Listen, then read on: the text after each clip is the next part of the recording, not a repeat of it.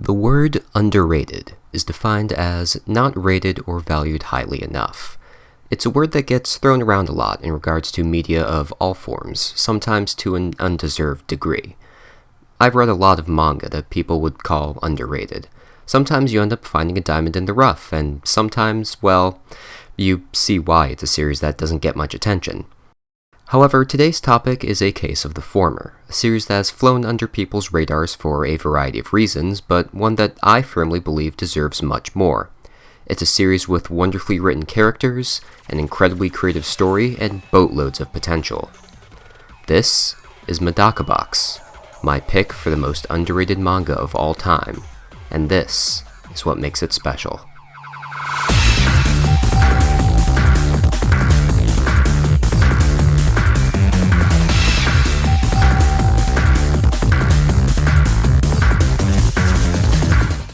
Medaka Box began being published in Weekly Shonen Jump in May of 2009, and finished its run in April of 2013. The series was written by Nisio Isin, the creator of the prolific Monogatari series, and illustrated by Akira Akatsuki, who at that point was best known for being a member of the doujin group Ruro Land. All I'll say on that front is, look up their work at your own risk. Anyway, the story that this unusual pairing came up with was Medaka Box, starring Medaka Kurokami, the newly elected president of Hakoniwa Academy's student council, on her quest to make everyone's lives better. Medaka proves her dedication by enacting a policy of accepting all requests, 24 hours a day, 365 days a year. She'll do almost anything, be it normal student council stuff like deciding how to split the budget for clubs, or more outrageous things like reform an entire band of delinquents that are terrorizing the school. Medaka is not alone though, as through the first handful of chapters, she recruits several other interesting characters to fill out the other positions in the student council. The role of General Affairs Clerk is given to Zenkichi Hideyoshi, Medaka's closest childhood friend. Because of this, Zenkichi is often saddled with keeping up with Medaka's antics, and although he's somewhat apprehensive about it at first, Zenkichi proudly takes up his role as Medaka's assistant, partly because he genuinely believes in her ability and goals, and partly because he has a not-so-secret crush on her. Zenkichi acts as a sort of second protagonist, with some of the later arcs focusing more on him than Medaka. This results in him getting a lot of development over the course of the story, something I'll definitely be touching on later. The spot of secretary is occupied by Koki Akune, a former member of Hakoniwa's judo club.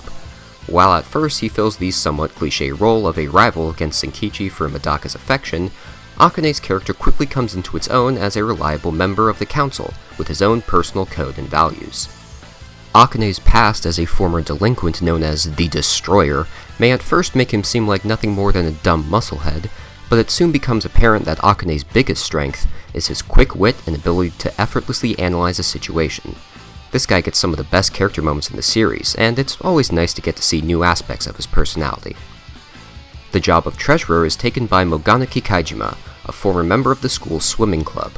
As a girl who grew up very poor, Kikaijima is incredibly frugal and obsessed with making money, so much so that as part of joining the student council, Medaka agrees to pay her a small salary of 300 yen per day.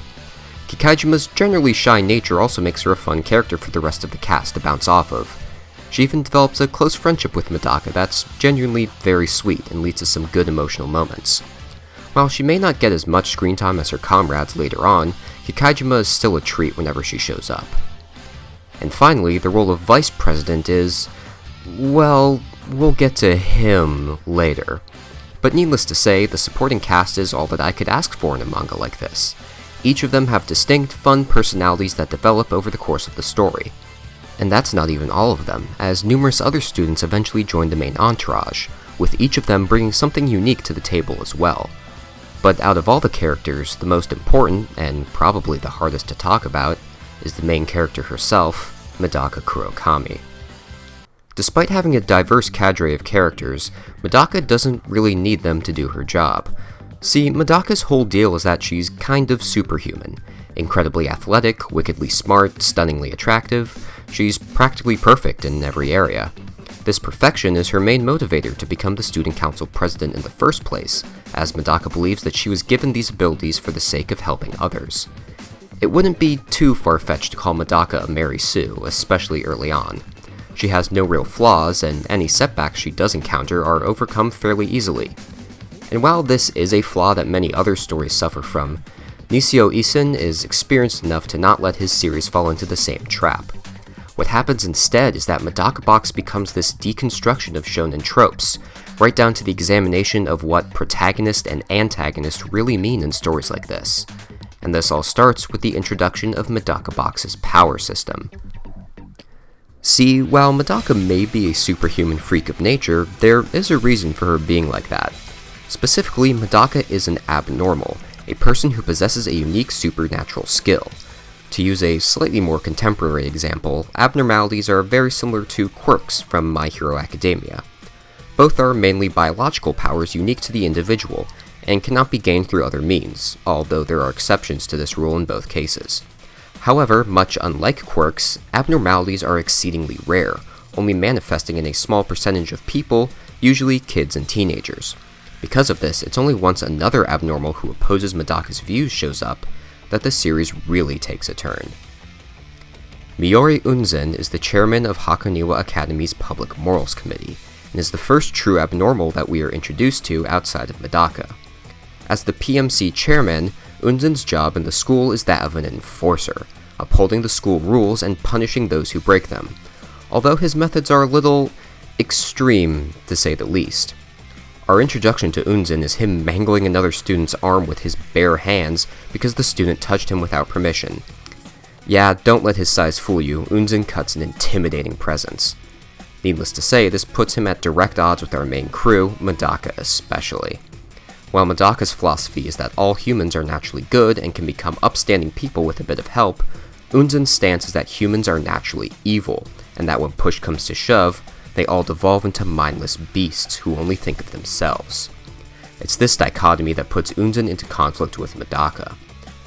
Also, he massacres an entire classroom of students, but don't worry about that, the other reason's more thematically appropriate. This all comes to a head when Unzen nearly kills all of Medaka's fellow student council members, resulting in Medaka losing it, transforming, and going all out to crush Unzen. If you've seen my previous video on Katekyo Hitman Reborn, go watch it if you haven't! This series of events may sound a bit familiar, but to its credit, Medaka Box spends much less time as a slice of life before becoming a battle series, only 15 manga chapters and 7 anime episodes. Also, yeah, this is a battle shonen now. It's a definite improvement over how the series started out, but it's also where some of the problems of the series make themselves more apparent.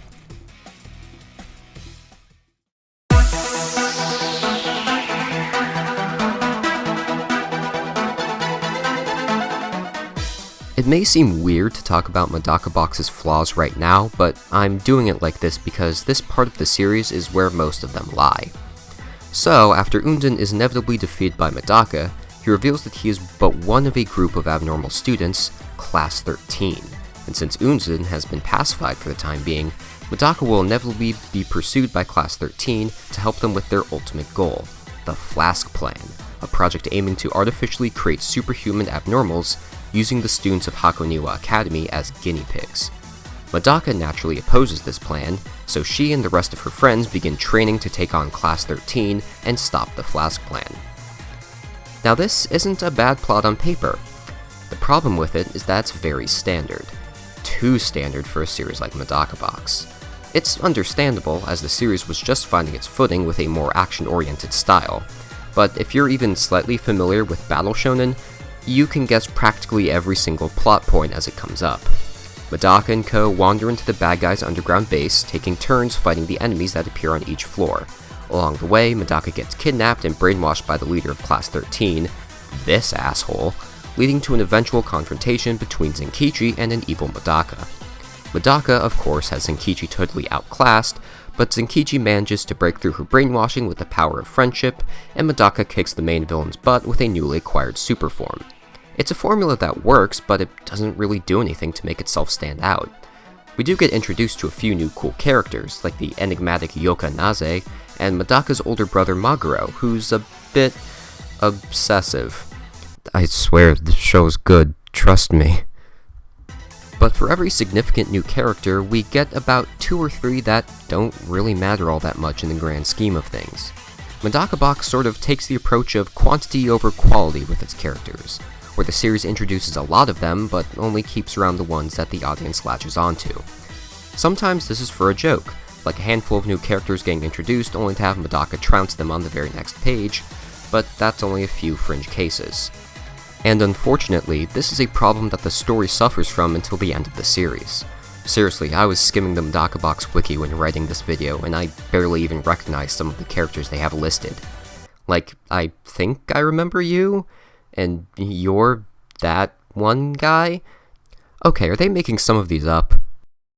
This arc also begins the problem of Medaka being the most absurdly overpowered thing in the entire series.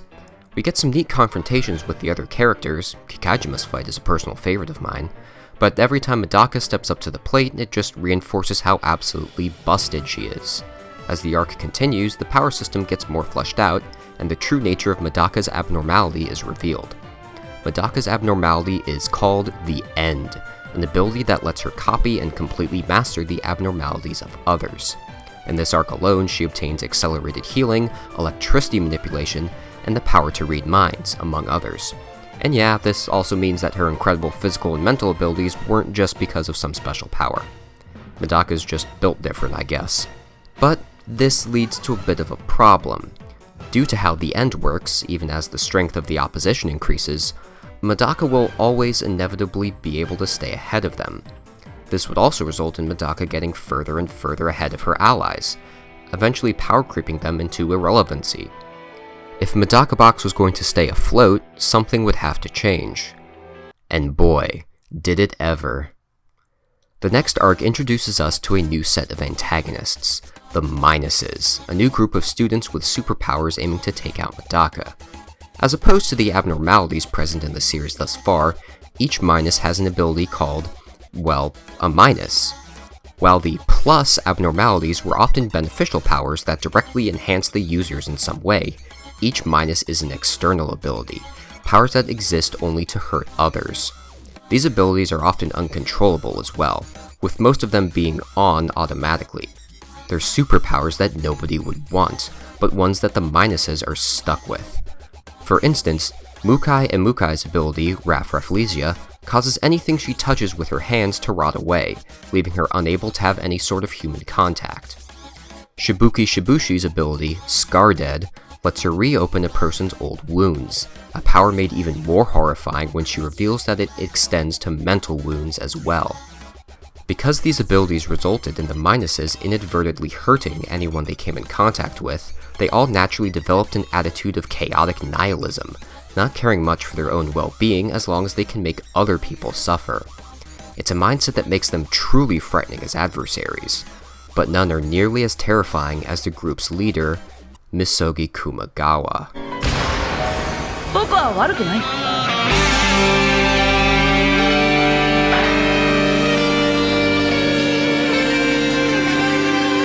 Up front, I'm going to say that not only is Kumagawa my favorite character in the series, he's one of my favorite characters in all of fiction. This isn't an unpopular opinion either. Ask any fan of Medaka Box and they'll tell you that Kumagawa makes the series. I could honestly spend this entire video just doing a character analysis on him. He's fantastic both as an antagonist and, to jump ahead a bit here, as one of the protagonists once Medaka makes him her vice president. See, I told you we'd come back to it later. Kumagawa makes one hell of a first impression. Immediately after the conclusion of the final battle with Class 13, Medaka and company take an elevator back up to the main school building, only to find the other students that had been fighting up there utterly decimated. The culprit, of course, is Kumagawa, much to the shock of Medaka, Zenkichi, and Akane. Kumagawa had already been built up by this point as someone the three of them had known in middle school, the one person Medaka couldn't morally save, and someone she almost killed after he killed a girl by tearing her face off. The girl Kumagawa killed is important too, but don't worry, we'll get to her as well. But how do you create a compelling antagonist for a protagonist as overpowered as Medaka? Why, by making them stupidly overpowered as well, of course. Enter Kumagawa's Minus, All Fiction, an ability that, by his description, lets him turn anything into nothing. In other words, this allows Kumagawa to essentially erase anything from reality, be it a person's sight, the specific memories of others, or entire people should he so choose. However, the most common application of all fiction is erasing Kumagawa's own injuries, from minor scrapes to broken bones. Additionally, should Kumagawa happen to die, all fiction will automatically activate and resurrect him after a short period of time.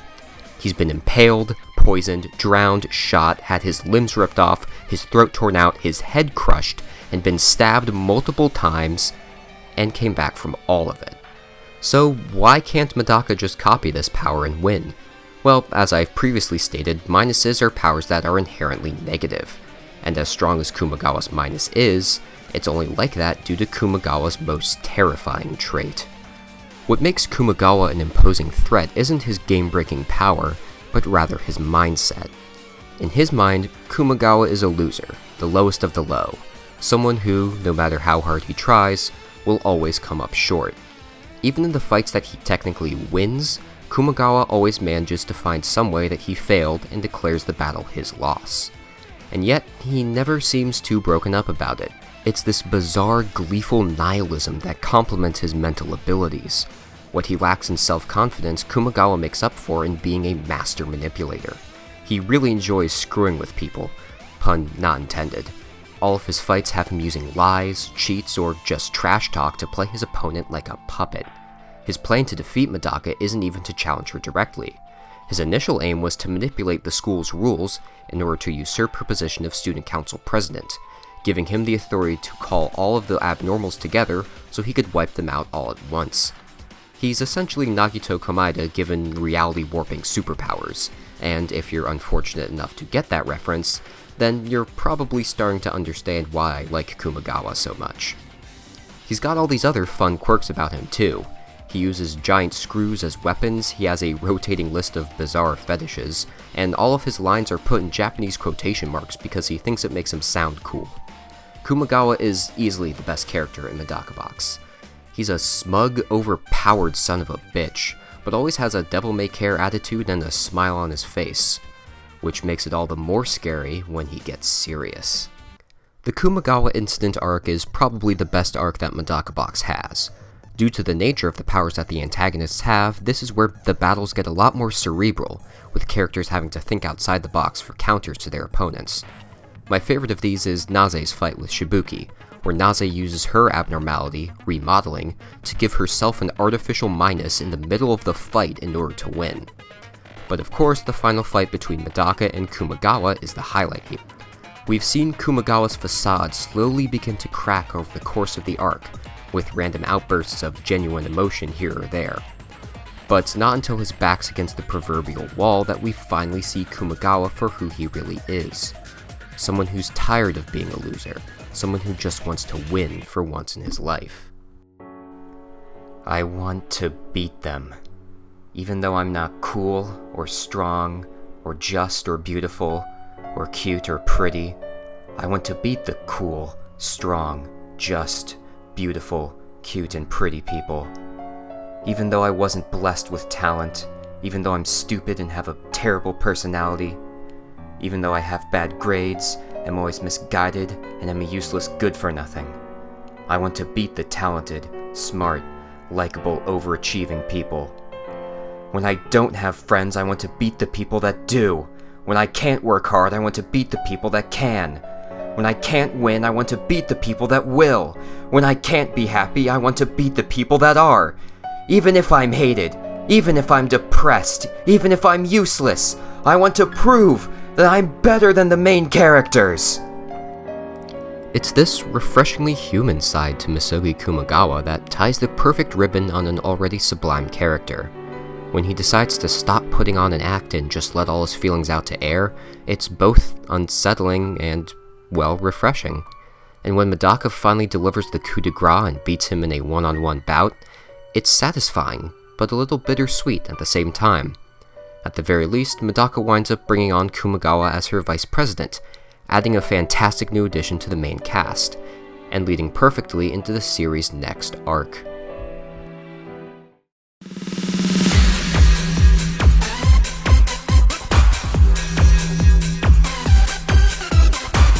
So, do you remember that girl that Kumagawa killed that I mentioned earlier? Well, here she is, appearing noticeably not dead. This is Najimi Ajimu, our new antagonist for the arc and by far the most powerful being in Medaka Box. How is she not dead? Well, Ajimu is classified as a not equal, someone beyond both abnormals and minuses.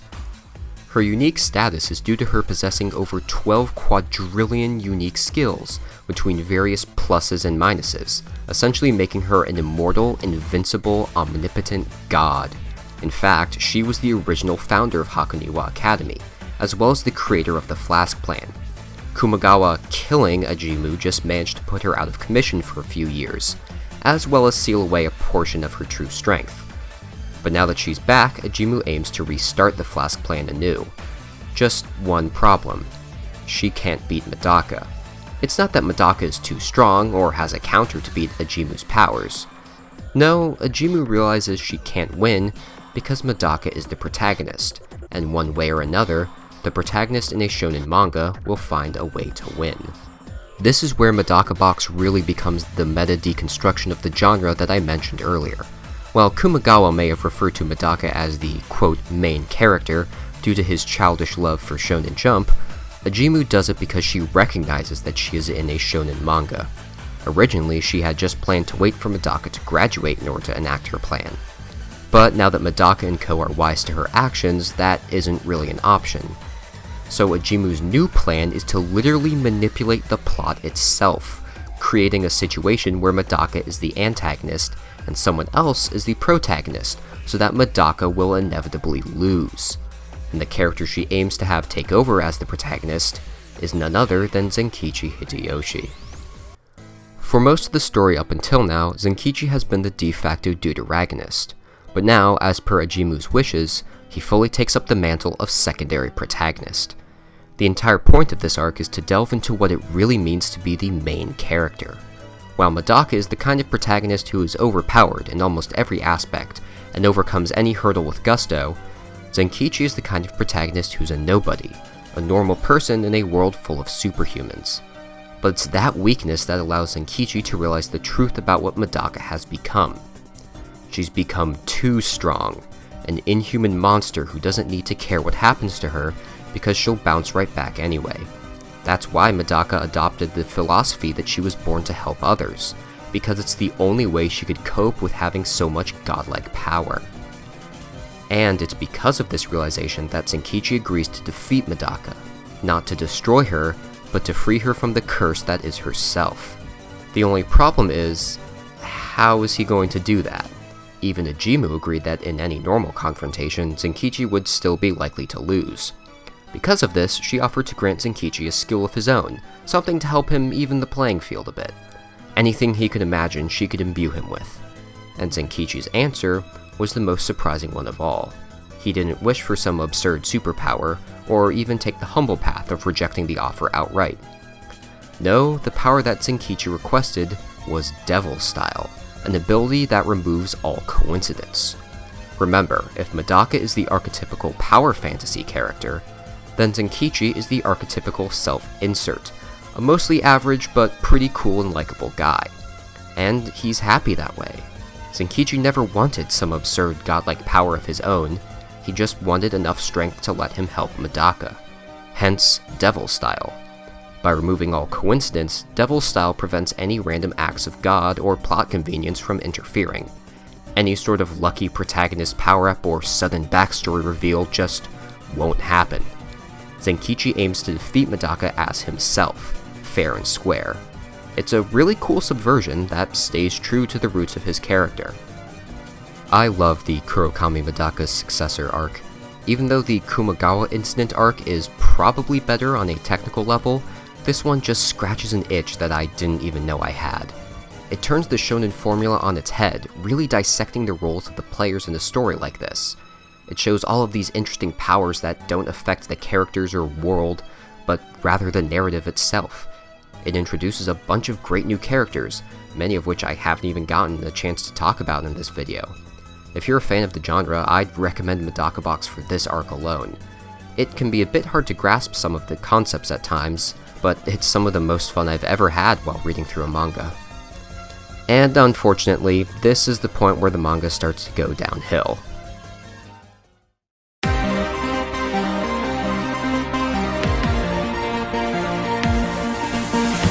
Perhaps that phrasing is a bit too harsh. It's not that Medaka Box from this point forward becomes terrible, it's more so that the rest of it can't live up to the two previous phenomenal arcs. The main problem is that it goes back to being pretty formulaic. While it's not as bad as the 13-party arc, the Jet Black Bride arc is just such a disappointment after the two inventive and subversive arcs that preceded it. To the arc's credit, it does introduce some fun new characters and concepts. I especially like the addition of styles to the power system, abilities that function by manipulating language, in some cases even allowing the user to mess with the kanji and kana of their own dialogue to create different effects. However, this is a bit of a double-edged sword. I can't read Japanese, so obviously I read the English translation of Medaka Box. And when characters have abilities that involve them manipulating the Japanese written language, it causes some problems in translation.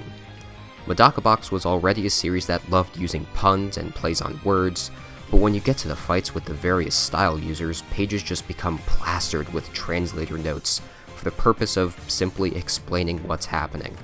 This is in addition to the fact that this arc is pretty wordy. To be fair, this is an issue that the previous arc had as well, but there I could tolerate it a bit more because what was being discussed was more interesting to me. In the Jet Black Bride arc, though, these two issues combined make the manga really hard to parse at times. Special mention goes to this damn game of Shiritori that Medaka plays with the arc's antagonist. Shiritori, for those who don't know, is a Japanese word game where one player says a word, then the next follows by saying a word that starts with the last character of the previous word, so on and so forth. But of course, because this is Medaka Box, it can't be a normal game of Shiritori, oh no. They spend nearly an entire chapter laying out the rules, only for the next few chapters to be dense with speech bubbles and notes clarifying certain translations. Not helped by the conclusion of the arc, where it's revealed that Medaka was manipulating the entire game by making sure that no one in the room used certain syllables so that her opponent would be forced to admit surrender. I'm sure this was really cool in the original Japanese version, being able to go back through the previous chapters to see that none of the syllables were used, but in any other translation it comes off as clumsy and kind of an ass-pull. The next arc does fare a bit better. The Unknown Shiranui arc actually expands on the lore of Medaka Box's world and the backstory of some major characters, as well as introducing a fantastic new antagonist in Ihiko Shishime. What's the best way to stop an overpowered protagonist like Medaka? Why, with an even more overpowered, more protagonisty protagonist, of course. A former hero who no longer has anything to protect, but is kept alive through his own legend, works fantastically as a final boss for this series. There's also a surprising amount of great character moments that happen here. Really, this arc's main issue is that it suffers from the same wordiness problem as the previous one. Pages just go on, and it gets a bit tiring after a while, especially if you're trying to binge read the series. Medaka Box's narrative may have been what kept me hooked while reading, but what got me interested in the series in the first place was the art. Akira Akatsuki's art just has so much style and energy to it. Character designs are all unique and full of personality, with a range of dynamic and intense facial expressions. Fights have a nearly unmatched sense of speed and flow, with the larger hits having a terrific sense of impact. It helps that Akatsuki is especially talented at drawing battle-damaged characters, all bloodied and worn out with their clothes torn to shreds. This also has the side effect of a lot of the art showing off Medaka's personality. But hey, there's also plenty of fanservice shots of the guys too, if that's more your speed. This incredible art is likely why the anime adaptation was handled by Studio Gainax, as in, that Studio Gainax. While the anime does look solid, I'd still recommend the manga if you want to check this series out. Not only does the anime not go past the first two arcs, the manga just makes all the story beats flow together much more smoothly. The anime is still worth a watch though, especially the anime-exclusive Good Loser Kumagawa episode, although it is a bit telling that this one-off is the best episode of the show. I hope that someday we get to see the third and potentially even fourth arcs get animated, but that's unfortunately not very likely. In many ways, it's a miracle that Medaka Box stuck around for as long as it did, especially after such a rocky start. Most fans actually chalk this up to many changes in Jump happening around that time, with popular titles like iShield 21 and Touloveru finishing their runs in the magazine, and Medaka Box performing just well enough that it didn't get cut. First impressions mean a lot in the world of manga, and Medaka Box doesn't start picking up steam until a while in. The series also didn't receive much promotion outside of the magazine and its anime series. Not much in the way of merchandise, and no tie-in video games outside of the expected Jump crossover game. That's not to even say anything about overseas, where the series got barely any exposure. The anime somehow got a complete English dub, but said dub can be a bit hard to find through legal means. The manga, however, was never officially localized into English, meaning you'll have to find a fan translation online if you want to read it. And it's a shame because Medaka Box had a lot going for its success. But at the same time, I can see why it never really took off super hard. It has massive jumps in story quality, can be difficult to read at times, and isn't the most approachable for newer manga fans. But despite the numerous flaws that I've pointed out throughout this video, I can't help but love Medaka Box. Its highs are some of the highest in any series I've read, and its lows aren't even that low, they're more mediocre than anything else. It's got wildly inventive premises, gorgeous artwork, and some of my favorite characters of all time. Even today, I still haven't found anything else that's quite like it. If this video piqued your interest at all, I would highly recommend seeking the series out. If you end up liking what you read/watch, that's great, and if you don't, well, that's fine too. It's a series that's not going to be for everybody, but hey, what series is?